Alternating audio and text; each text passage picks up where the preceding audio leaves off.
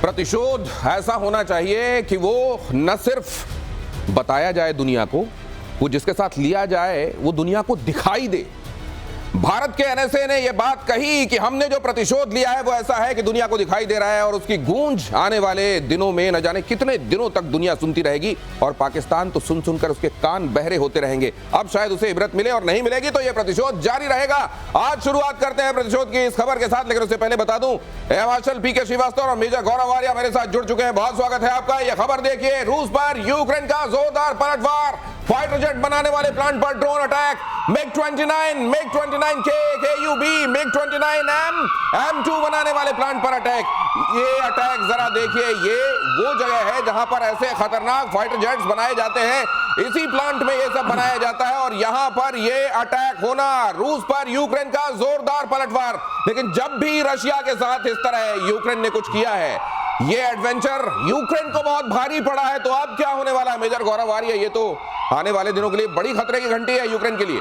नहीं, बिल्कुल आपने ठीक बोला दिनेश। ये ऑपरेशन स्पाइडर वेब के बाद जो सबसे बड़ा अटैक है जो मुझे समझ में आता है, वो भी एयरक्राफ्ट के ऊपर हुआ था, ये भी एयरक्राफ्ट के ऊपर हुआ है, लेकिन इसका खामियाजा, स्पाइडर वेब का खामियाजा अभी तक यूक्रेन भुगत रहा है।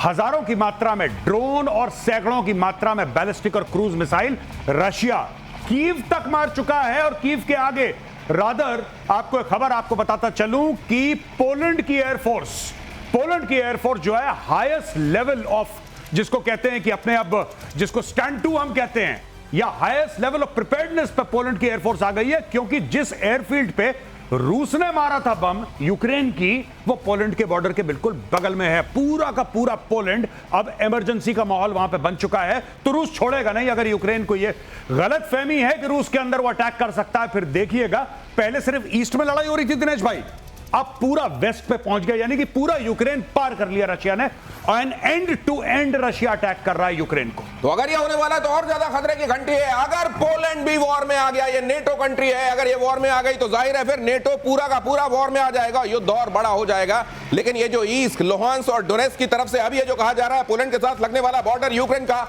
वहां तक ये तनाव बढ़, ये इस तरह की जाकर एडवेंचरिज्म कर क्यों रहा है यूक्रेन? इसको मालूम है कि इस समय तो अमेरिका साथ भी नहीं दे रहा है। ज़ेलेंस्की ने पहले भी कोशिश की थी कि रशिया को फंसा सके, कि इन्होंने नाटो पर अटैक किया। हाँ। अभी जो अटैक हुआ था लवीव पे हुआ था, और रशिया ने अभी भी यूक्रेन टेरिटरी के अंदर था, चूंकि बहुत पास में है इसलिए पोलैंड उसमें आया। लेकिन ये जानबूझ के, आप देख सकते हैं, जब ज़ेलेंस्की की और ट्रंप की बातचीत हुई थी, तो ट्रंप ने ज़ेलेंस्की को बोला था, तुम देश को, पूरे विश्व को वर्ल्ड वॉर 3 की तरफ ले जा रहे हो, इसको बंद करो।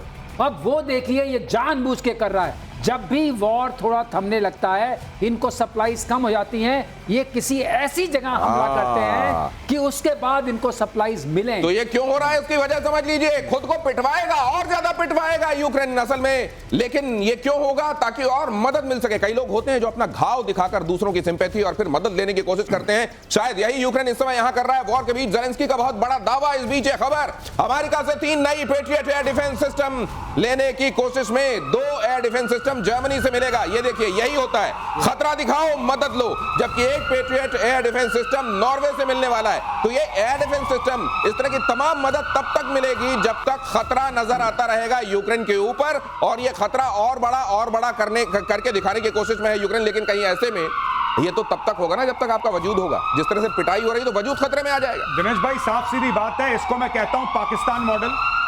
मांगते रहो, लड़ते रहो, मांगते रहो, लड़ते रहो। यूक्रेन भी यही कह रहा है। आप कह रहे हैं नॉर्वे से एक मिल जाएगा, अमेरिका से एक मिल जाएगा, कहीं से एक मिल जाएगा। ये मांग मांग के कब तक लड़ेगा यूक्रेन? आप ये सोचिए, रशिया किसी से मांग नहीं रहा, रशिया मैन्युफैक्चर कर रहा है। रशिया की सप्लाई चेन रशिया के हाथ में है, यूक्रेन की सप्लाई चेन अमेरिका के हाथ में है, यूरोप के हाथ में है, नेटो के हाथ में है। अच्छा, अभी तक सबसे बेहतरीन बेट क्या है यूक्रेन का? सबसे बेहतरीन बेट जो बाजी लगाता है कि किसी तरीके से किसी नेटो कंट्री में मिसाइल गिर जाए, किसी नेटो कंट्री में अटैक हो जाए, चाहे गलती से हो जाए, कोई बात नहीं, गलती से हो जाए, लेकिन एक अटैक हो जाए, चार्टर 5 ऑफ नेटो एक्टिवेट हो जाएगा कि एक पे हमला, यानी कि 32 के 32 पे हमला और अटैक हो जाएगा। मेरे को एक चीज और लगती है, इसके लिए वो तैयार नहीं है। ये चार्टर 5 तो ठीक है, एक्टिवेट कर देंगे, लेकिन एक बार एक मिसाइल उधर जाके रशिया की मिल चुकी है, उन्होंने डिनाई कर दिया, नहीं हमारी, क्योंकि उसके बाद आना पड़ता ना जंग में। बिल्कुल, ये भी तो है। बिल्कुल आप ठीक कह रहे हैं, बिल्कुल ठीक। ये भी देखिए, ये जो आप पेट्रियट देख रहे हैं, एक बार इसको फिर से फ्लैश कीजिए। एयर मार्शल पीके श्रीवास्तव आपको बताएंगे phased array tracking radar for interception on target. ये होता क्या सर, ये इतना पेट्रियट क्यों हो रहा है? पेट्रियट में एक खास बात है। हाँ। वो जो पैक 3 जिसको बोलते हैं, पेट्रियट की पैक 1 मिसाइल है, पैक 2 मिसाइल है, पैक 3 मिसाइल है। पैक 3 मिसाइल जो है वो हाइपरसोनिक बैलिस्टिक मिसाइल्स को रोकने की क्षमता रखती है, ये माना जाता है। इसने किंजाल वगैरह को रोका था, एक माना गया है, लेकिन अभी भी उसमें शक है। ये चाहते हैं कि इनके पास ये मिसाइल्स आए जिससे जो अटैक वहां से हो रहा है उसको ये संभाल सकें, इनका एक डिफेंस ग्रिड मजबूत हो सके। लेकिन दिनेश, मैं आपसे कहना चाहूंगा, ये 3 एयर डिफेंस सिस्टम आने से, पैट्रियट आने से, इनके एयर डिफेंस नेटवर्क में इतना कोई तो असर सर नहीं पड़ने ये जो हम सुनते हैं, ये अमेरिका के 2 बड़े सिस्टम्स, जैसे हम थर्ड के बारे में सुनते हैं, terminal high altitude area defence, और दूसरा हम ये सुनते हैं ये phased array tracking radar for interception on target. ये जो फेज एरे का मतलब है कि आप जिनके रडार क्रॉस सेक्शंस कम हैं, या चारों तरफ से 360 डिग्रीज का, ये रडार उसको पकड़ सकता है और ट्रैक कर सकता है। तो ये है पेट्रियट की खासियत। लेकिन पेट्रियट की खासियत तो ठीक है, लेकिन ये जो जिस तरह की मिसाइलें रूस की तरफ से आती हैं, जब तक इनके पास पैक 3 मिसाइल नहीं होगी ये किसी काम का नहीं। अगली खबर देखिए, ईरान ने छिपा रखा है 408 किलोग्राम संवर्धित यूरेनियम। ये एक ओपन सीक्रेट है, लेकिन ये हर दिन खबर क्यों बन रहा है ये भी हम आपको बताएंगे। इजराइल अमेरिका को सीक्रेट ठिकानों का पता चला है। ट्रंप और नेतन्याहू के बीच में आपात बैठक हुई है। हमले का ब्लूप्रिंट तैयार होने की खबरें भी आ रही। अब एक बार फिर से कहा, ये मतलब फिर मार पड़ेगी अब ईरान को। देखिए, यही बात हम प्रतिशोध में पहले कह रहे थे, ऐसा हो नहीं सकता। आप एक बात देखिए, क्या इनको नहीं पता था कि इजराइल फ्राइडे को अटैक करने वाला है? इनको शक होगा। चाहे ये संडे को स्टीव विटकॉफ के साथ इनकी ओमान में मीटिंग है, इनको शक होगा। चलिए, इजराइल ने अटैक कर दिया। इजराइल के पास वो क्षमता नहीं थी कि फोर्डो को नीचे तक मार दे 200 फीट। चलिए, मान लिया। क्या इनको यह नहीं पता था कि ट्रंप अटैक करेगा? क्या इन्होंने पहले एनरिच्ड यूरेनियम अलग ठिकाने नहीं लगाया होगा? I find it difficult to believe. देखिए, जब कोई प्रोग्राम, न्यूक्लियर प्रोग्राम किसी देश का इतना इंपॉर्टेंट हो उनके लिए, तो उनका क्या होता है? Plan A, plan B, plan C, plan D. अगर ईरान में सेफ नहीं है तो चुपचाप इराक भेज देंगे, चुपचाप यमन में थोड़ा सा। ये सारे के सारे लोग अपनी प्लानिंग करके रखते हैं, सारी की सारी। कंट्रोल क्यों करता है ईरान? ईरान क्यों इतने आतंकवादी संगठन कंट्रोल करता है कि यार हमारे पास सेफ नहीं है, इसके पास रखवा देंगे। ये बात अब यही ट्रंप कह रहा था, नहीं कुछ नहीं हुआ जी, कुछ नहीं हुआ, सब ठीक है। इसी के इंटेलिजेंस एजेंसी वालों ने यह बोला था कि सर ये यूरेनियम गायब हो गया है। नहीं, ऐसा कुछ है ही नहीं, ऐसा कुछ नहीं। मैं बोल रहा हूं ना, अब यही बोल रहा है, मैं बोल रहा हूं ना, कुछ गायब हो गया, मैं बोल रहा हूं। अब बोलो।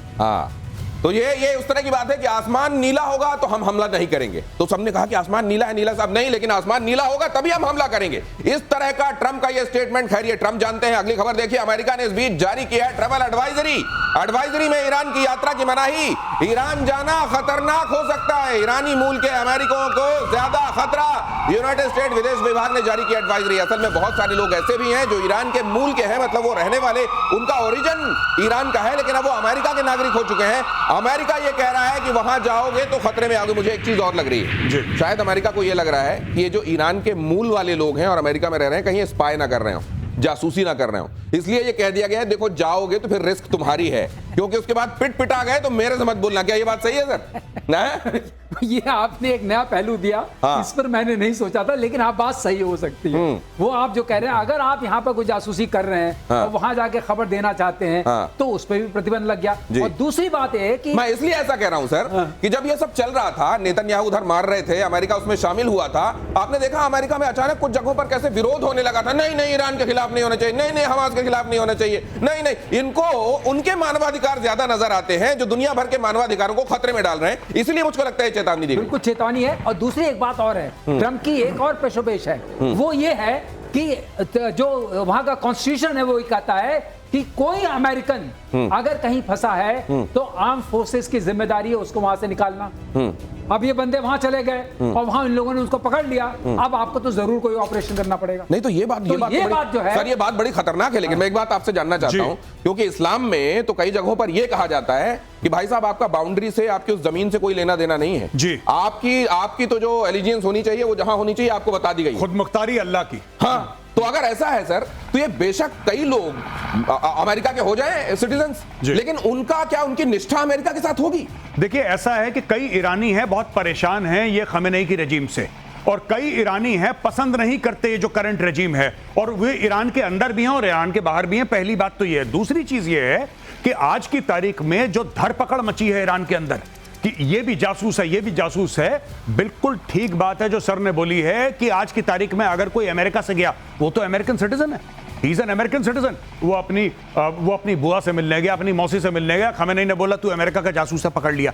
अमेरिका के लिए बहुत बड़ा ब्लंडर हो जाएगा साहब, बहुत बड़ा ब्लंडर हो जाएगा। जासूसी हो ना हो वो बात की बात है, अमेरिका फिर फंस जाएगा इस लड़ाई में। अभी अमेरिका ऊपर से बम मार रहा है, पर जब तुम्हारे नागरिक फंसेंगे तुम ऊपर से बम थोड़ा ना मारोगे, फिर तुम्हें लैंड फोर्सेस भेजनी पड़ेंगी उनको बचाने के लिए। ये क्या करेंगे, हम नहीं उन लोगों को परेड कराएंगे, पब्लिक शेम बनाएंगे, और उसके चक्कर में अमेरिका को उतरना पड़ेगा, बूट्स ऑन ग्राउंड। ये चक्कर है, इसलिए उसने कहा भाई जाओ मत, जाना बंद। ये बहुत बड़ी जिम्मेदारी है। वहां की एक कॉन्स्टिट्यूशन में लिखा हुआ है कि अगर कोई अमेरिकन कहीं फंसता है तो उसको निकालना प्रेसिडेंट की आर्म फोर्सेस के थ्रू जिम्मेदारी। ये उनका चार्टर 5 है, ये चार्टर 5 है, जैसे नेटो का चार्टर 5 है, ठीक, ये इनका अमेरिकन का ये चार्टर 5 है, कोट एंड कोट कह रहा हूं। तो इसमें दोनों तरह की जटिलताएं हैं। एक तो जटिलता वो है जिसका जिक्र मैंने आपसे किया कि उनकी बेशक वो वहां के नागरिक बन गए हो, लेकिन क्या निष्ठा अमेरिका के साथ है। और दूसरा यह है कि अगर अमेरिकी नागरिक है तो फिर अमेरिका का पूरा उनका दायित्व बनता है कि अगर किसी खतरे में है तो उनको बचाएं, बेशक बूट्स ऑन ग्राउंड करना पड़े। और इसी तरीके से ऑपरेशन सिंदूर के दौरान हमने देखा था भारत भी अपने आप को बड़ी उहापोह की स्थिति में पाता है। हम देख रहे थे कितने सारे लोग जो उधर से आकर भारत में रह रहे थे, उनको फिर आइडेंटिफाई किया गया, उधर भेजने का काम किया गया। ये उहापोह सर, इससे कोई बचा जा सकता है? बहुत मुश्किल है जब तक आप में वो राजनीतिक समझ ना आए। जब तक, मैं अक्सर कहता हूं शत्रुबोध, जब तक आपको यह पता ना लगे कि जो बाहर से लोग अंदर आए हैं भारत के,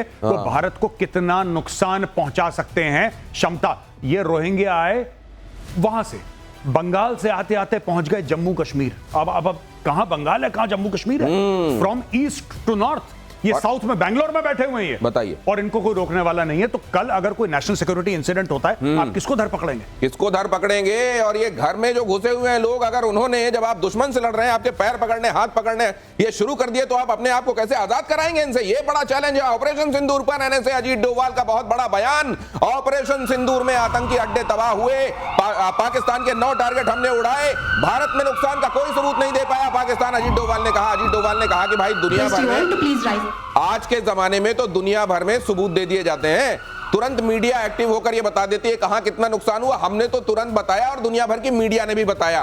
पाकिस्तान ने बाद में जो बताया वो फोर्ज लेकर आया। ये डोभाल साहब को ये कहना चाहिए था कि भाई देखिए, बाद में वो नकली ही लेके आए। बिल्कुल। मैं तो यहां तक कह रहा हूं कि ठीक है, पाकिस्तान ने एक बहुत बड़ा छलावा करा, बहुत बड़ा फ्रॉड करा। पाकिस्तान ने बोला कि साहब जो इंडिया सैटेलाइट इमेजेस दिखा रहा है, वो सैटेलाइट इमेजेस शायद ठीक नहीं है, क्योंकि अमेरिका तो इनके साथ है, इसीलिए वो झूठी सैटेलाइट इमेजेस दिखाई भारत ने। ये कह रहा है पाकिस्तान। लेकिन मैं एक बात कहना चाहता हूं, चाइना की भी तो सैटेलाइट इमेजेस हैं, तुम दिखा देते। चाइना भी नहीं दे पाया सैटेलाइट इमेजेस। जो भारत ने नुकसान करा वो चाइना को पता था, इसलिए चाइना ने बोला कि तुम मत दिखाना, हम तो तुम्हें दे देंगे। कल दिखाओगे तो पता लगा कि नूर खान बेस का हलवा बना दिया। Pakistan is the country which paints every picture with the same brush, fraud brush। ये सर, ये जो ये यहाँ पे इन्होंने दिखाया है, दुनिया भर में ये अभी जाके अपनी पीठ भी खुद ठोक लेते हैं कि हमने बड़ी दूरदर्शिता से हमारी एयरफोर्स ने काम किया और ये किया। ये सर, ये दुनिया तो देख रही है, ठीक है, ये अपनी डफली खुद बजा रहे हैं, लेकिन दुनिया इनको कैसे सुन लेती है? देखिए ऐसा है दिनेश, दूरदर्शिता वाली बात से मैं एकदम सहमत हूं। अच्छा, दूर से दर्शित किया। अच्छा, दूर से ही देखा। हाँ, दूर पास से में जाके कुछ नहीं किया। पास में कुछ नहीं हुआ। एयर डिफेंस सिस्टम ने दूर से देखा और हाथ खड़े कर दिए। हाथ खड़े कर, ये देखा मैंने। ये उतनी ही बात कर रहे हैं, इससे ज्यादा आगे वाली बात नहीं। इसी नोट पर अगली खबर, वॉर का सच सामने आते ही बौखलाया असीम मुनीर। चीन और तुर्की की मदद को नकारने की कोशिश की। भारत और पाकिस्तान के बीच वॉर द्विपक्षीय था। अच्छा चुटकुला है। चीन ने पाकिस्तान की कोई मदद नहीं की, मुनीर ने कहा। भारत सबूत देकर बताए कि कैसे चीन ने मदद की। लीजिए, जब हमने इनको यह सबूत दिया कि नूर खान का हलवा बन गया, जब यह सबूत दिया कि दर्जन भर एयरबेस तुम्हारे बर्बाद हो गए, जब यह सबूत दिया कि मस्जिद सुभान अल्लाह के अंदर ब्रह्मोस चला गया, जब यह सबूत दिए कि मुरीद के और बहावलपुर को हमने नस्तानाबूद कर दिया, वो तुम्हें समझ में नहीं आया। अब तुम्हें एडिशनल सबूत चाहिए कि चीन ने कैसे मदद करी। चीन ने ऐसे मदद करी कि जब बातचीत चल रही थी तो पाकिस्तान से फोन आया इंडिया और बोला कि जो वेक्टर्स आप इस्तेमाल करना चाहते हैं प्लीज ये मत करिए। तुम्हें कैसे पता? तुम गुलेल चलाने वाले लोग, तुम्हारी शक्ल ठीक नहीं है, तुम किस तरीके से हाई टेक्नोलॉजी की बात कर रहे हो। We knew immediately that China was involved. और तुम्हारे 3 टर्किश फौजी मारे गए जो वहां पे ड्रोन चला रहे थे। इंडियन स्ट्राइक से 3 तुर्किश फौजी मारे गए। इसलिए हमें यह पता लगा कि टर्की इन्वॉल्व है, क्योंकि टर्की ने बूट्स ऑन ग्राउंड डाले हैं वहां पे। हथियार देना एक अलग चीज है दिनेश भाई। नहीं, ये वो वाली बात है ना। ये देखिए आप, वहां के जब आतंकवादियों को मारा गया, उसमें फातिहा पढ़ने के लिए कौन कौन पहुंचा? आपने देखा वहां की फौज पहुंच गई यूनिफॉर्म पहन के। उसके बावजूद ये कहते हैं आतंकवाद के सताए हुए हम हैं, सबूत दो। अब एक बार फिर से सबूत मांग रहे हैं कि चाइना और टर्की हमारे साथ इन्वॉल्व थे, सबूत दो। दूसरा सबूत हमारे पास है, अजीत डोभाल दे सकते हैं। इनके कम्युनिकेशन वो जो है हैक किए गए एनटीआरओ के द्वारा, वो अवेलेबल हैं। क्या बातचीत हुई है तो वो भी पता है, लेकिन ये मत सोचेंगे पता नहीं है, वो भी पता है। वो तो जब कारगिल की लड़ाई हुई थी तब तो रॉ ने परवेज मुशर्रफ अपने जनरल के साथ बात कर रहा था। परवेज मुशर्रफ बीजिंग में बैठा हुआ था, वो हैक करके वो रिकॉर्ड कर लिया था हम लोगों ने। तो अगर वो तक रिकॉर्ड कर लिया था तो सबूत पूरे हैं। लेकिन क्या तुम्हारी नौकरी की है कि तुम्हारे मांगने पर सबूत दें? अगली खबर देखिए, यमन के हूती विद्रोहियों ने लाल सागर में बरपाया कहर। एक हफ्ते के अंदर दूसरा जहाज भी डुबोया। एटर्निटी सी नामक मालवाहक जहाज डुबो दिया। हमले में कम से कम 4 क्रू मेंबर्स की मौत और 15 लापता। सर, ये रेड सी में हूती एट विल किसी भी जहाज को कभी भी निशाना बनाकर डुबा कैसे देता है? कहां जाती है अमेरिका की और इजराइल की ताकतें? देखिए, ताकत ये हूती जो है, जिसे कहते हैं पागल काइंड ऑफ ऑर्गेनाइजेशन हो गई है। हाँ। उसके बाद जो भी सामान है, अब ये मालवाहक जहाज है, इसके पास अपनी रक्षा करने के लिए कोई चीज नहीं है। ये सिटिंग डक है, इसको उसने अपने रॉकेट से मार दिया। ठीक। उसके पास रॉकेट्स मिसाइल से तो है ही है। हाँ। हम मानते हैं क्योंकि वो कभी कभी इजराइल पर भी अटैक करता तो है। सर, ये मैरीटाइम सिक्योरिटी कहां जाती है? मैरीटाइम सिक्योरिटी कहा जाती है। हाँ। और वो जो वहां यूरोपियन शील्ड बना हुआ है, हाँ। वो कहा जाता है। ये एक तरफ से फेल्योर है आपने जो कहा। हाँ। लेकिन ये मालवाहक जहाज को डुबोना कोई बहुत वीरता का काम नहीं है। अब हूती की पिटाई डबल होगी। अब हूती की पिटाई डबल होगी। प्रतिशोध एक और प्रेडिक्शन कर रहा है आने वाले दिनों में। आप ये देखिएगा, अगली खबर देखिए, भारत ने बनाया पहला स्वदेशी इलेक्ट्रो ऑप्टिकल मिसाइल ट्रैकिंग प्रणाली। मिसाइल की वास्तविक समय में सटीक ट्रैकिंग करने में सक्षम। जमीन, समुद्र और विमानों में किया जा सकता है ये तैनात। मल्टी स्पेक्ट्रल सेंसर से लैस EOTS। अब ये क्या होता है? मल्टी स्पेक्ट्रल सेंसर्स क्या होते हैं? कैसा होता है मिसाइल को रियल टाइम पकड़ना? क्या ये मैं रिक्वेस्ट करूंगा, ये मामला सरलीकरण वाला नहीं है, ये हाईली टेक्निकल मामला है। सर, मैं आपसे रिक्वेस्ट करूंगा प्लीज। देखिए, इलेक्ट्रो ऑप्टिकल ट्रैकिंग सिस्टम, हाँ। इसका मतलब ये हो गया कि सर, ये यहाँ पे ग्राफिक्स में अगर देख के आप बता सके हमारे दर्शकों को, ये क्या होता है सर? ये ग्राफिक जैसा मुझे दिख रहा है। हाँ। इलेक्ट्रो ऑप्टिकल का मतलब ये है कि मेरे पास आपका दृश्य आ रहा है। अच्छा, मेरे को इलेक्ट्रॉनिक आई से दिखाई दे रहा है। जी। अब मैं उसको इलेक्ट्रिकल पल्सेस में कन्वर्ट कर सकता हूं। ओके। तो वो इलेक्ट्रो ऑप्टिकल बन गया। ओके। अगर वो इलेक्ट्रिकल जब पल्सेस में आ गया तो मैं अब आपको ट्रैक कर सकता हूं। अच्छा। और मैं अपनी जो लाइब्रेरी है, पिक्चर लाइब्रेरी, उससे मैच करके जान सकता हूं कि ये आप ही हैं जिसको मुझे मारना है या कोई और है। किस तरह की मिसाइल है? किस तरह की मिसाइल है, किस तरह का जहाज तो हमको क्या मारना है उसके लिए? किस जगह का मरकज है, राइट। जिसको मारना है उसको। सर, क्या मिड एयर करेक्शन हो पाता है? हाँ, मिड एयर करेक्शन। मतलब बीच में चलते करेक्शन। यही मैं सोच रहा था इसको देख के। जितना मुझे समझ में आया, ये तो एयरफोर्स के हैं सर, हमारे सीनियर ये ज्यादा बेहतर बता पाएंगे। लेकिन इतना अगर इनपुट मिल रहा है मिसाइल को, तो किस चीज के लिए मिल रहा है? अच्छा, तो बीच हवा में इसको इनपुट मिल रहा है। इनपुट मिल रहा है, इट इज चेंजिंग ट्रैक। मिल रहा है। रास्ता बदल रही उसके है। बाद जब आप नीचे पहुंचे, करीब पहुंचे, सो टर्मिनल फेज कहते हैं, तब आप नोटिस भी करेंगे कि मुझे दिनेशी को मारना है या गौरव को मारना है। ओके। मतलब ये समझ लीजिए कि थ्रू आउट आप अपनी मिसाइल के साथ कम्युनिकेशन में है, मिसाइल को बात बता रहे हैं आप, और जब करीब पहुंचे, अगर उसी समय आपको लगा नहीं टारगेट ये नहीं, टारगेट वो होना चाहिए, आपने उसी समय बदल दिया। मिड एयर करेक्शन इसका नाम है। और पाकिस्तान में बलूच विद्रोहियों ने मचाया कहर। अगली खबर फ्लैश कीजिए। अगली खबर, बलूच विद्रोहियों का कहर। 9 लोगों को बस से उतारकर हत्या की। पहले लोगों से पहचान पूछी और फिर गोली मारी। सभी मृतक पाकिस्तान के पंजाब के रहने वाले थे। पाकिस्तान को इस समय कई दवाइयां वो पिलाई जा रही हैं जो वो दुनिया को पिला रहा था। जी बिल्कुल। आप ये देखिए कि पाकिस्तान ने यही बात करी थी पहलगाम में, कोई डाउट नहीं है। चित्ती सिंहपुरा में उन्होंने सिखों से पूछ के सिखों को मारा धर्म। यहां पे उन्होंने पहलगाम में हिंदुओं को मारा। यही पाकिस्तानी पंजाबियों के साथ बलोचिस्तान में हो रहा है कि चुन चुन के बस से उतारते हैं और मारते हैं। आज से 48 घंटे पहले उन्होंने क्या करा था? एक पूरी पाकिस्तानी फौज की चौकी पर कब्जा कर लिया। करीब 16 लोगों को मारा। पहले 13 लोगों को मारा था और बाद में 3 और लोग मर गए। तो लगातार दर लगातार ऑपरेशन बाम के तहत Baloch liberation army, Baloch liberation force, ये सारे के सारे जो संगठन हैं मिलकर अटैक कर रहे हैं और एक साथ आपको पता है पाकिस्तानी मीडिया में, मेन स्ट्रीम मीडिया में डिस्कशन हो रही है कि ऐसी कई जगह हैं जहां पे चुंगी नाके पे बीएलए खड़ा है, चुंगी नाके पे ऐसे खड़ा है बीएलए, पाकिस्तान आर्मी की ट्रक आता है सामने, वो देखता है बीएलए वाला खड़ा है, यू टर्न लेके भाग जाता है। ये हाल है बलूचिस्तान के अंदर। जब तुम बाम कहते हो मुझे लगता है कि बाम लगा रहे हो। नहीं, वो वाकई ये माइग्रेन पे आप बाम ये सर बाम जो है, बाम तो सीढ़ी को कहते हैं वैसे, बाम से उतरती है जब हसीन पोसीदा जिस्म की नजाकत को सीढ़ियां समझती हैं। ये बाम जो है मतलब ऊंचाई से नीचे की तरफ आना, ये बाम ऑपरेशन जो है ये क्या आखिरकार ये बड़ा मुश्किल करने वाला है पाकिस्तान के लिए? ये मुश्किल कर चुका है ऑपरेशन बाम, क्योंकि जो बलोच विद्रोही हैं, जो फ्रीडम फाइटर्स हैं, बलोच फ्रीडम फाइटर्स, वो अब डायरेक्टली इनके कैंप्स में, पाकिस्तान के जो हेल्ड कैंप्स हैं जहां पे पाकिस्तानी आर्मी है, वहां पे पहले भी अटैक करते रहे, ऐसी बात नहीं कि पहला अटैक है, लेकिन अब अटैक और तेज हो गया है and they have started occupying Pakistani camps. तो ये जो दवाई आपको दी जा रही है पाकिस्तान में, खास तौर से वहां की जो आर्मी और वहां का ये कथित पॉलिटिकल रिजीम है, ये दवाई आपको कैसी लग रही है? अच्छी लग रही है? आने वाले दिनों में आपको ये और मिलेगी। ये खबर देखिए, भारत बना रहा है अवैक्स विमान, ब्राजील के साथ मिलकर ये काम, आसमान में आंख का काम करता है अवैक्स, और ब्राजील के साथ मिलकर ये खास तौर से मैन्युफैक्चरिंग के मामले में, टेक्नोलॉजी ट्रांसफर के मामले में, अपने दोस्त बनाने के मामले में किनके साथ हम काम करेंगे, ये भी मैंने सुना था कि PL-15 जो हमने मारा था उसकी भी जो हमने खोज खबर ली है अपने कुछ दोस्त कंट्रीज के साथ हमने साझा की, जापान के साथ हमने शेयर करी है। बिल्कुल ठीक है। और ये जो खबर आप एवैक्स की बताए, airborne warning and control systems, इसमें क्या है कि जो जहाज है या तो बोइंग या बॉम्बार्डियर का आपने बॉडी ले ली, खूबसूरत ग्राफिक्स जी, बोइंग या बॉम्बार्डियर से आपने इसकी बॉडी ले ली, लेकिन जहाज हमने नहीं बनाया, लेकिन इसका पूरा जो इलेक्ट्रॉनिक्स वाला मामला है, इसका पूरा जो खोज खबर वाला मामला है, जो इसकी सॉफ्टवेयर है, वो सारी की सारी इंडिजिनस है और वो बनाई है DRDO ने। ये सबसे बड़ी बात है। So we are taking some technology from Brazil, but the main technology is made in India.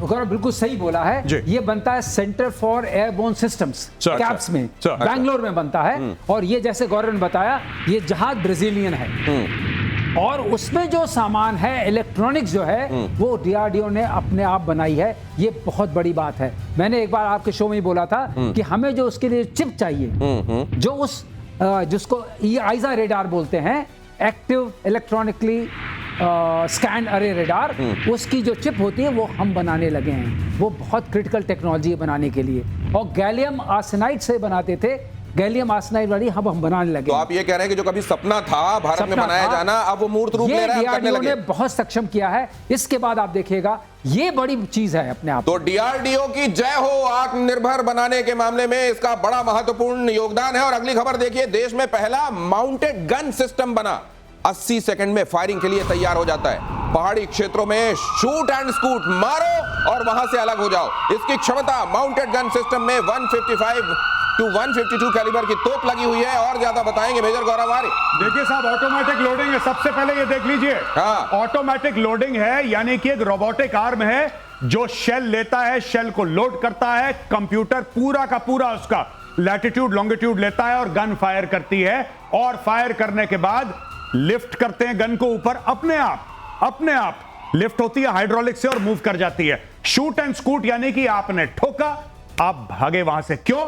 क्योंकि काउंटर बॉम्बार्डमेंट आएगा। जब दुश्मन आपके शेल का फ्लाइट पाथ समझ लेगा, तो फिर उसका कंप्यूटर बोलेगा कि शेल यहां से पॉइंट ऑफ ओरिजिन है इंडिया का, यहीं पर वापस बम मारो। उससे बचने के लिए आपने फायर करा, आप वहां से गए। यही काम हमास करता था। हमास क्या करता था कि अस्पताल के ऊपर लगाए रॉकेट और इजराइल को मारा।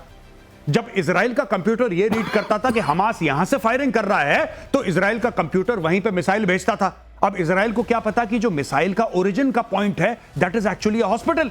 फिर ये लोग विक्टिम कार्ड प्ले करते थे। मैं आपको सिर्फ टेक्नोलॉजी समझा रहा हूं कि काउंटर बॉम्बार्डमेंट कैसे काम करती है। और ये है, उसके लिए वेपन लोकेटिंग रेडार लगता है, जो कि स्वाति हमारे पास है। तो हमने बनाया है कि अगर वेपन लोकेटिंग रेडार भी उसके पास हो, तो आप वहां से कट लिए।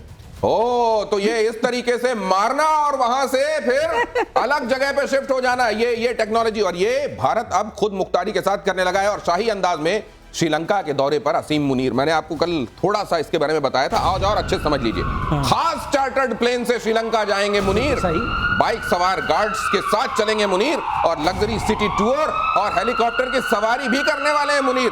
कटोरा छाप कंट्री में अपने नागरिकों को कटोरा पकड़ाकर वहां के फील्ड मार्शल अय्याशी करने श्रीलंका जा रहे हैं। नहीं, बिल्कुल अय्याशी करने श्रीलंका जा रहे हैं। और क्यों श्रीलंका जा रहे हैं मैं आपको आज ये भी बता दूं, ये बाद में खुलासा होगा, 1 महीने बाद हो सकता है या 2 महीने बाद। आज मैं बता दूं ये चाइना का पैगाम लेकर जा रहा है ये चाइना, क्योंकि बिल्कुल सही। पाकिस्तान के पास कुछ है नहीं श्रीलंका को देने के लिए। पाकिस्तान भिखारी देश है, क्या लेगा और क्या देगा। ये चाइना का एक बहुत महंगा कुरियर बॉय है। ये चाइना का कुरियर लेकर जा रहा है आसिम मुनीर, और आसिम मुनीर पैसे खर्च करवा रहा है अपनी सरकार के, अपनी गवर्नमेंट के। ऐशो याशी करेगा, गोल्फ खेलेगा, अच्छे अच्छे खाने खाएगा, 5 स्टार 7 स्टार होटल के बीच रिजॉर्ट में रहेगा, ऐश करेगा, वापस आएगा। लेकिन he is nothing more than a courier boy for the Chinese. ये चाइनीज का मैसेज ले तो जाता है। मुनीर तो खाएगा वहां पनीर, लेकिन अपनी आवाम को उसने क्या पकड़ा रखा है देखिए इन तस्वीरों में आपको दिखाई दे रहा है। सर आवाम इस तरीके से कटोरा लेके खड़ी है जी, और ये फील्ड मार्शल मौज कर रही है। वहां के मंत्रियों को जी। कह दिया गया फॉरेन टूर पे मत जाओ जी। उनको कह दिया गया अगर कभी जाओ तो होटल मत रुकना, देखना कहीं सराय वराय हो तो रख लेना डेरा। जी, बिल्कुल। और ये जा रहे हैं वहां 7 स्टार में रुकेंगे। ये मंत्री थोड़ा, ये तो मालिक है पाकिस्तान का भाई। ये मालिक है, ये माई बाप है पाकिस्तान का। He is literally the owner of Pakistan. अगर ये अय्याशी नहीं करेगा, चाहे अय्याशी के लिए इसके प्रधानमंत्री को भीख मांगनी पड़े IMF के पास, ये चार्टर्ड जेट लेकर जा रहा है। आपको लगता है अकेले जा रहा है ये? आपको लगता है अकेले जा रहा है? इसके साथ 100-200 की फौज जाएगी, इसकी सिक्योरिटी जाएगी, इसके और जर्नल जाएंगे। वो जाते रहे, लेकिन मरियम तो पाकिस्तान में है वैसे। मेरा भी, लेकिन मैं एक चीज और जानना चाहता हूं, जब कभी कोई पाकिस्तान में खास तौर से सेना का मुखिया श्रीलंका जाता है तो फिर पाकिस्तान की लंका क्यों लग जाती है? पाकिस्तान की लंका लगती है श्रीलंका से। पिछली बार मुशर्रफ गया था गोल्फ खेलने के लिए, तब पाकिस्तान में तख्ता पलट हो गया था। पिछली बार जब मुशर्रफ की फ्लाइट को लैंड नहीं करने दिया था, फिर 2-4-5 मिनट का तेल बाकी था, फिर कराची में लैंड हुआ, फिर वहां पे कू हो गया, नवाज शरीफ को पकड़ के जेल में डाल दिया, फिर उसकी पिटाई शिटाई हुई। नवाज शरीफ को एक ब्रिगेडियर ने थप्पड़ मारा था प्लेन में। पाकिस्तान के प्रधानमंत्री नवाज शरीफ को जब ले जा रहे थे तख्ता पलट के बाद एक जहाज में, तो नवाज शरीफ जोर जोर से बोलने लगा। एक सर्विंग ब्रिगेडियर जो उसको एस्कॉर्ट कर रहा था, उसने नवाज शरीफ के गाल पे हाथ रख दिया, बड़ी तेज, प्रधानमंत्री के गाल पे हाथ रख दिया और बोला कि बेटा चुप रहो वरना बहुत पिटोगे। लोकतंत्र ऐसा होता है, आपने देखा होगा भारत के प्रधानमंत्री जब तीनों सेनाओं के प्रमुखों से या CDS से मुलाकात करते हैं, आपने देखा होगा श्रद्धा का भाव क्या होता है इन ऑफिसर्स की निगाहों में। और यहां आप देख रहे हैं वो ब्रिगेडियर साहब नवाज शरीफ को थप्पड़ मार रहे हैं, और एक मेजर साहब ने इमरान खान के साथ जेल में जो किया है उसका तो जिक्र भी मैं नहीं करना चाहता। अगली खबर बताऊंगा आपको, पाकिस्तान में सच बोलने की सख्त सजा। 27 YouTube चैनलों पर प्रतिबंध लगाया गया, देश विरोधी खबर बताकर कोर्ट ने लगाया बैन। इमरान खान की पार्टी ने प्रतिबंध पर उठाए सवाल। इमरान खान बेचारे अब भी बड़ा जोखिम ले रहे हैं। नहीं, बिल्कुल इमरान खान जोखिम ले रहे हैं, ये बात आपकी बिल्कुल ठीक है। और जब हमने YouTube चैनल्स पे बैन लगाया था, तब पाकिस्तानी बड़ा जोर जोर से बोल रहे थे कि भारत में तो लोकतंत्र खत्म हो गया, भारत ने कैसे हमारे YouTube चैनल्स को बैन लगा दिया। अब ये जो पाकिस्तानी है बेचारे, ये दो तरफ से मारे गए। एक तो इनको इंडिया ने बैन कर दिया, फिर इनको पाकिस्तान ने बैन कर दिया, यानी कि इनको दोनों साइड से सिर्फ फील्डिंग करने को मिली, इनको बैटिंग नहीं मिली। अच्छा, एक और चीज जो पाकिस्तानी बड़ा हल्ला कर रहे हैं कि तो क्या हुआ 27, आपको पता है 2012 और 2015 के बीच में पूरा का पूरा YouTube पाकिस्तान में बैन था। लेकिन ये जो आप बता रहे हैं 3 साल नो YouTube इन पाकिस्तान, नो YouTube इन पाकिस्तान, 3 साल 3 साल तक नो YouTube इन पाकिस्तान। और ये कह रहे हैं कि देखिए वहां के यूट्यूबर्स को केवल फील्डिंग मिली, बैटिंग की बारी आई तो कह दिया चलो अब शाम हो गई, बैट मेरा है मैं लेकर मुनीर भाग गए बैट। अगली खबर देखिए, चीन ने अपना नया रेडार दुनिया को दिखाया। स्टेल्थ जेट को ट्रैक करने में सक्षम JY-26 रेडार हाइपरसोनिक मिसाइल को भी कर सकता है तबाह। ये क्या है सर? ये बड़ा ये लग रहा है जैसे कोई बड़ा सा साउंड स्पीकर हो। क्या है ये? ऐसा ये रेडार भी वैसा ही है जैसा PL-15 था, जैसा PL-17 था। लेकिन हाँ, ये भी आइजा रेडार ही है, एक्सपोर्ट वर्जन है सर ये। अच्छा। और इसमें भी उसी तरह की क्षमता है। अगर मैं इनका जब ब्रोशर देखता हूं तो बहुत इंप्रेस हो जाता हूं। अच्छा। इसमें कोई शक नहीं है। अच्छा। लेकिन जब काम देखता हूं तो समझ में नहीं आता काम को क्या माने क्या ना माने। तो ये सब मिला करके आप ये समझिए रेडार की जो बातचीत हो रही है अच्छी है, बहुत अच्छा रेडार है। और इसमें क्षमताएं हैं जो बताई गई हैं। कुछ हजारों किलोमीटर की बात हो रही है कि आप देख सकते हैं और ट्रैक कर सकते हैं हंड्रेड्स ऑफ टारगेट्स को। लेकिन इसको आजमाना पड़ेगा। स्टेल्थ को पकड़ने के लिए आपको इतने से ही काम नहीं चलेगा। स्टेल्थ को पकड़ने के लिए आपको कुछ और भी रेडार लगाने पड़ेंगे, कुछ और चीजें। ठीक है, तो ये पाकिस्तान और चाइना में एक फर्क है। पाकिस्तान वाले सीधे थर्मोकॉल और कार्डबोर्ड का बना के दिखाते हैं, ये थोड़ा असली लगने वाला दिखाते हैं। लेकिन जब काम नहीं करता तो कहते हैं तो एक्सपोर्ट वाला वर्जन था, हाथी के दांत खाने के और दिखाने के और। इजराइल में जारी हुआ नया फरमान, इजराइल के सैनिक पढ़ेंगे कुरान, अरबी सीखेंगे मोसाद के अधिकारी, खुफिया चूक सुधारने के लिए फैसला, इस्लाम की समझ बढ़ाएंगे इजरायली सैनिक। पहले भी वैसे ऐसा ही हुआ है कि इनके बीच में जो घुसा उसमें फर्क नहीं कर पाए, तमीज नहीं कर पाए, अपना वाला है दूसरा वाला है। और अब तो सर कहीं ऐसा ना हो कि खामनेई साहब जिन दो लोगों के साथ रहते थे हमेशा, पता लगा एक यहूदी है, एक यहूदी है, मोसाद ऐसा का ना हो जाए। हाँ बिल्कुल नहीं, ये तो देखिए इजरायली जब करते हैं बिल्कुल बेहतरीन तरीके से करते हैं, और ये पहली बार नहीं हो रहा है, ये पहली बार नहीं, ये 70-80 साल से, जब से इजराइल वजूद में आया है 48 से, तब से इजरायली यही करते आए हैं। क्योंकि अरबों के बीच से घिरे हुए हैं, इनकी जो परवरिश हुई है अरबों के साथ हुई है, they know Arabic culture, they know Arabic language, किस तरीके से नमाज पढ़ना है, किस तरीके से नियत बांधनी है, किस तरीके से और लोगों ने यहां तक बोला है, मुझे नहीं पता न्यूज कंफर्म्ड है कि नहीं, लेकिन यह भी लोगों ने बताया है कि जो पिलग्रिमेज होती है, चाहे वो हज हो, उसके लिए इजरायली जो हैं ये पूरा का पूरा आप समझ लीजिए सर्कमसिजन से लेकर नमाज पढ़ना, अपना नाम, अपनी आइडेंटिटी, कोई कहां पे रह रहा है, सब कुछ अपने आप को अरब बना के, और ये जाके वहां पे कि अपने नाम के आगे हाजी लगाना, एवरीथिंग दैट दे डू, ये इतने अंडर कवर रहते हैं, ऐसा मैंने सुना है। हाँ, तो अगर इतने ज्यादा रहते हैं तो इनको धर्म पूछ के गोली नहीं मारी जा सकती, ये कह रहे हैं। हाँ? तो फिर ये बड़ा खतरा हो जाएगा ईरान के लिए। और अगली खबर देखिए, इजराइल की गाजा पट्टी पर भारी बमबारी, हमास के ठिकानों पर इजराइल का हमला, इजराइल का आक्रमण लगातार जारी, हमलों में 34 फिलिस्तीनियों की मौत की खबर। वैसे ये इजराइल कह ये रहा है कि एक बार पूरा साफ करेंगे, झाड़ू लगाएंगे, पोछा लगाएंगे, और उसके बाद फिलिस्तीनियों को फिर से बसाएंगे, क्लीन एंड होल्ड। नहीं, तो मेरे को ये बताइए कि ये फिलिस्तीनियों में और हमास में तमीज करना पहले से मुश्किल है, और ये फिर से वहां पर कह रहे हैं झाड़ू पोछा लगाने के बाद फिर से फिलिस्तीनियों को बसाएंगे। इनका ऑब्जेक्टिव सिर्फ दो है। हाँ। पहला ये कि हमास की कमर ही नहीं तोड़ना है, हमास को खत्म कर देना, ठीक है, और दूसरा है होस्टेजेस को लेके आना, ठीक। और इन दोनों में सहायक ये होगा कि आप जो कहते हैं क्लीन एंड होल्ड, पहले सफाई करो, फिर वहां अपनी जान वर्चस्व कर लो, वर्चस्व। ये डॉक्ट्रिन है, ये इनका डॉक्ट्रिन है, तो उसी को फॉलो कर रहे हैं, बुलडोजर भी चल रहे हैं, और फिर सफाई भी चल रही है। ये दोनों होता रहेगा। और इधर अमेरिका और ईरान बातचीत पर बड़ी खबर है। मीटिंग से पहले ईरान ने शर्तें रखी हैं, पहले अटैक नहीं करने की गारंटी दे अमेरिका से शर्तों के साथ बात करेगा ईरान, न्यूक्लियर साइट पर हुए नुकसान का मांगा मुआवजा। ये गारंटी इस समय ट्रंप खुद की नहीं दे पा रहे हैं, और ईरान उनसे गारंटी मांग रहा है कि पहले अटैक नहीं करोगे। नहीं भाई, ट्रंप दे देगा गारंटी। अच्छा, गारंटी दे देगा ट्रंप, गारंटी पहले भी तो ट्रंप ने दी थी कि तुम चिंता मत करो, संडे को तुम्हारी मीटिंग है स्टीव विटकॉफ के साथ, ध्यान रखना, लेट मत होना, सैटरडे को रिमाइंडर दूंगा, चुपचाप टाई पहन के पहुंच जाना, मेरे बंदे के साथ तुम्हारी मीटिंग है, तुम्हारी और इजराइल की मैंने दोस्ती करानी है, कोई अटैक नहीं होगा। ट्रंप की तरफ से मैसेज गया, फ्राइडे को ठोक दिया। तो यही फिर उसने बोला कि 2 हफ्ते लूंगा मैं, 2 हफ्ते, 2 हफ्ते तक कोई बात नहीं करेगा, 5 दिन के बाद फिर ठोक दिया। तो अब इशू ये है कि ये जो कहते हैं ना कि ट्रंप कहता है कि नहीं कोई अटैक नहीं होगा, कुछ नहीं होगा, इनका कुछ नहीं पता। ट्रंप, मुझे लगता है ये जो जोकर इन द पैक होता है ना, कहीं पे भी फिट कर दो, ट्रंप इज लाइक दैट। आज की तारीख में मुआवजा मांग रहे हैं भाई लोग, मुआवजा मांग रहे हैं, तुमने बहुत मारा, मुआवजा दो। सही बात, ये देखिए। तो ये मतलब कुल मिलाकर ट्रंप गारंटी देंगे, लेकिन गारंटी इस बात की गारंटी होगी कि इसकी कोई गारंटी नहीं है। और अगली खबर यह है कि मलेशिया से हेलीकॉप्टर हादसे की खबर है। युद्धाभ्यास के दौरान बड़ा हादसा हो गया। ये एक खास ड्रिल चल रही थी जिसके दौरान हादसा हुआ। पुलिस का हेलीकॉप्टर नदी में गिर गया, उड़ान भरते ही पुलिस हेलीकॉप्टर क्रैश हुआ।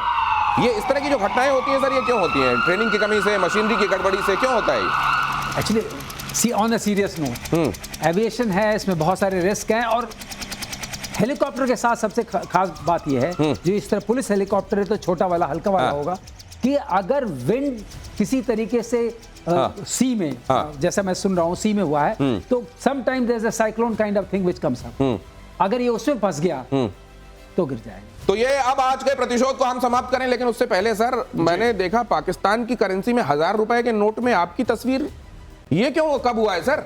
ये होता रहता है, ये इज्जत देते हैं बाबा कौम को।